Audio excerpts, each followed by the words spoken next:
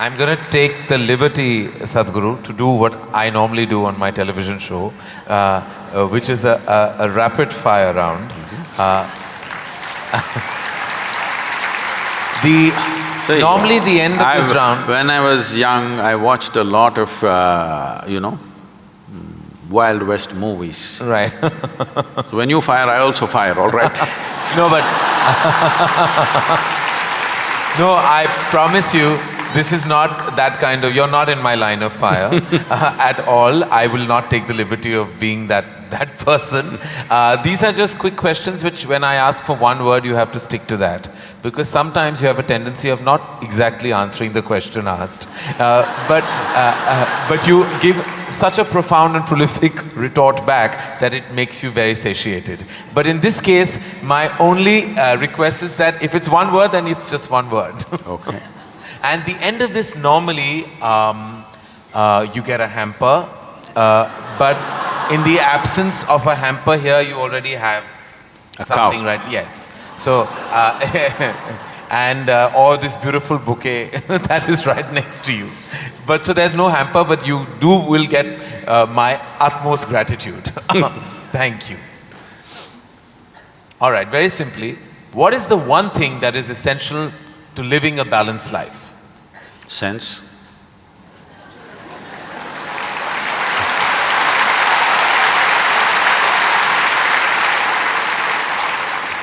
What is the one thing we must absolutely do away with in order to lead a balanced life? Senselessness. Yes.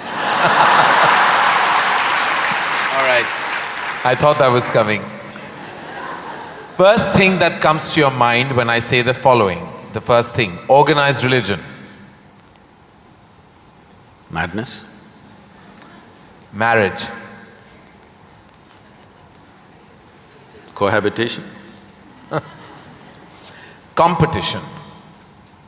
Stupid. Money. Useful. Love.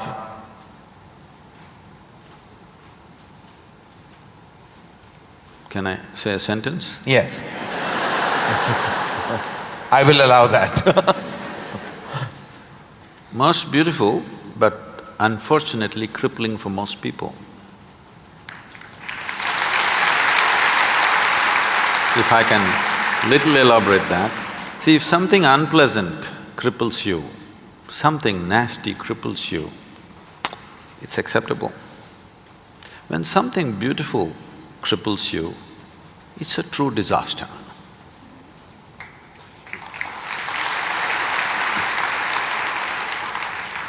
If you could ask one person, alive or dead, one question, who would you ask and what would that be?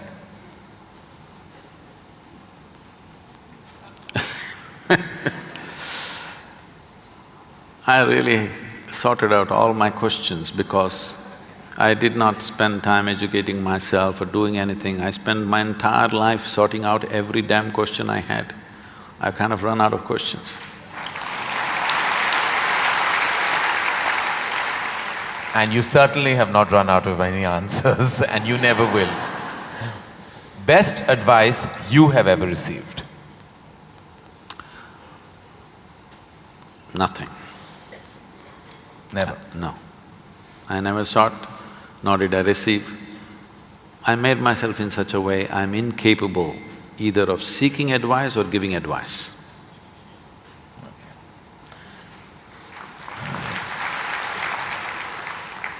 In an imaginary, completely hypothetical situation, if you had a day off with no commitments, no responsibilities, what would you spend the day doing? Oh, there are a lot of things, this can't be one word. No, it's not one word. See,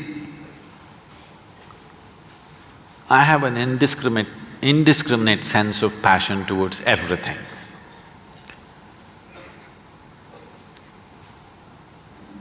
There were lots and lots of things I did at one time, but these days, time is not allowing me to do that, so generally if I have little time, all I do is play golf.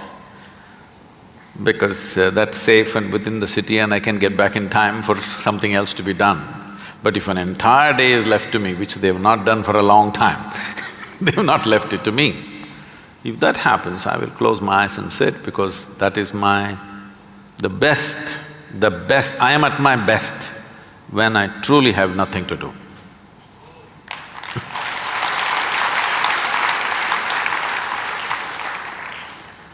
What is one thing you'd like people to remember about you at the end of your life? They must live so wonderfully that they don't even remember me.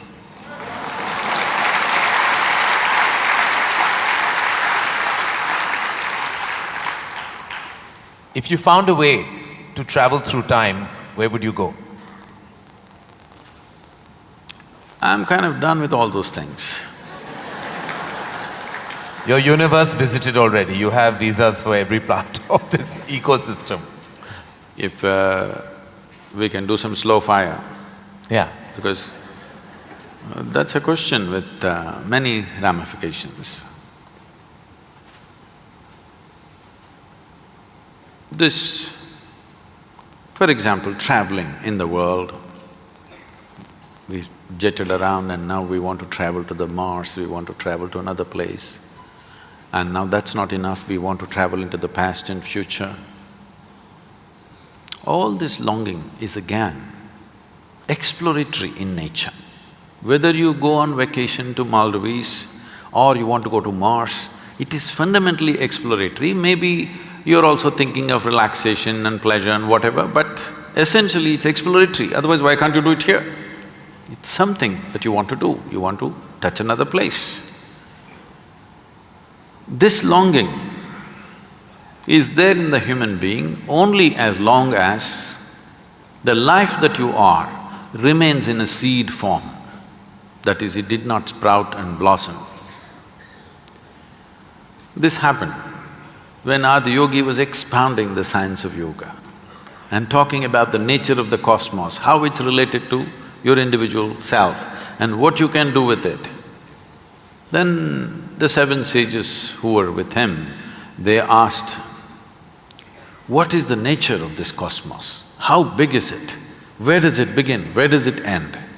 So he laughed and said, your entire cosmos, I can pack it into a mustard seed. Because your ideas of time and space are essentially because you're living within the framework of your intellect. If you cross that dimension, then there is no such thing as time and space. Everything is here and now. So, traveling through time, space, no, it means nothing to me because it's difficult to express, difficult to articulate. If I sound little… I have a reputation of being very logical, but if I sound illogical or silly to you, you can blame it on my jet lag. I just come from United States after 6 weeks, so you can say, maybe he was jet lagged, that's why Sadhguru is saying something silly. But I'm fine. I'm saying this because you can't fit the universe into your silly little logic. Today's human being is too overly enamored with their own logic that they're missing the entire life. The gamut of phenomena that's happening in the existence is missed because the only way you can accept anything is it has to fit in to the square hole of your logic. Anything that doesn't fit into your logic, you will reject. In this, you rejected the entire cosmos. In this, you have rejected the magic of life. You have become a slave of logic and completely missing the magic of life. So, this time, space, all this stuff is because intellectually you're trying to dissect the universe and try to understand this. Tell me, if you sit here, suppose you're very joyful, do you see, you will not know how the day passed off. And if you're depressed, do you see the day won't pass? So time is a consequence of the miserable nature of human existence. If you are truly blissed out and ecstatic, you wouldn't know what is a day, what is a year, what is a lifetime, you wouldn't know. There have been times I sat down, I didn't realize, I thought it's 5 minutes, but people gathered around and started molesting my feet. Well, because in their understanding, I sat there for many days or whatever. This idea of time and space is a very convoluted idea simply because people are stuck in the framework of their logic. My work, my fundamental work is to take people beyond the framework of logic into the true magic of existence, our own existence. But it takes a lot of time. Still, my reputation is of being very logically correct because I'm still trying to woo them still wooing them, you know. For the real thing to happen, they will take a long time, unfortunately, because they have become such slaves of their logic. What is the first thing you notice when you meet a person? Just everything. Everything. Everything. Past, present and future.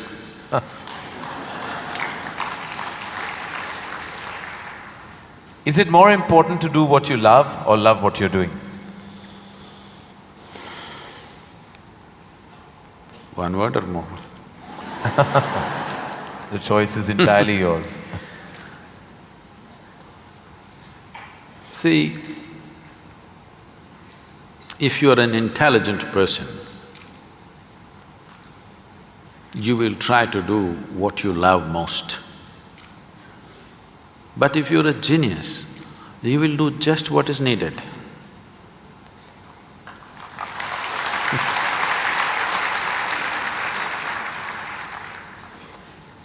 If you could be invisible for a day, what would you do?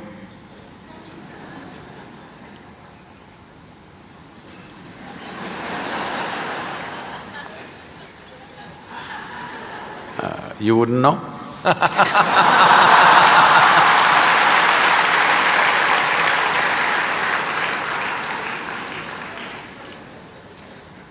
With due respect, what is your biggest weakness? Biggest? What is your biggest weakness?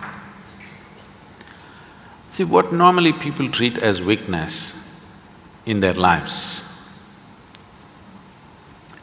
Okay, let me give a normal answer. Why? Why am I going into all this? Already you said I'm what? What is the word? Sashayed.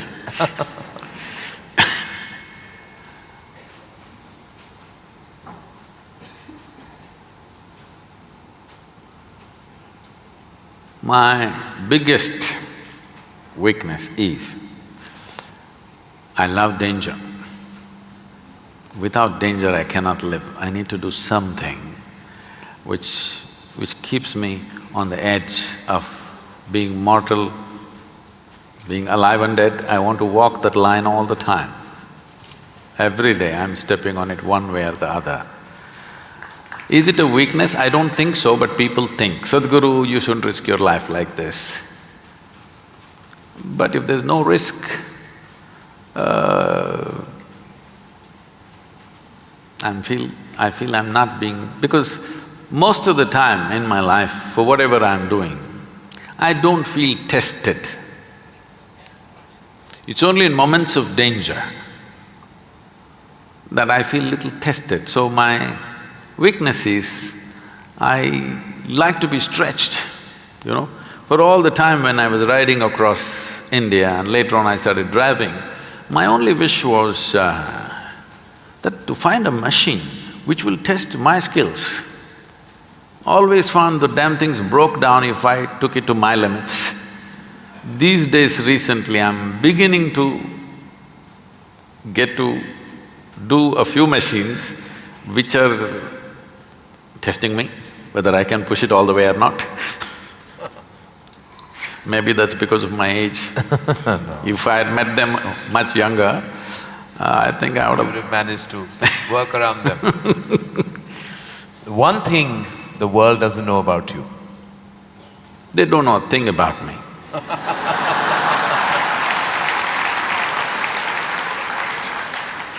That's a fact.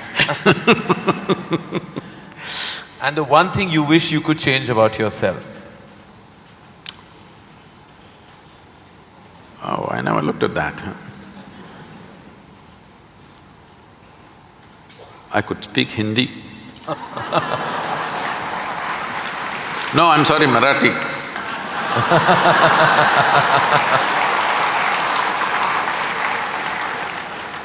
The one thing you wish you could change about the world? Oh, a lot of things. One. Human beings. Desperately in need of. So what would you consider to be your greatest achievement? I don't think there's any. Because I always fall woefully short of my own expectation of what I could do. So I never feel anything is an achievement. Is there a song you love and can listen to all the time? Oh. I somehow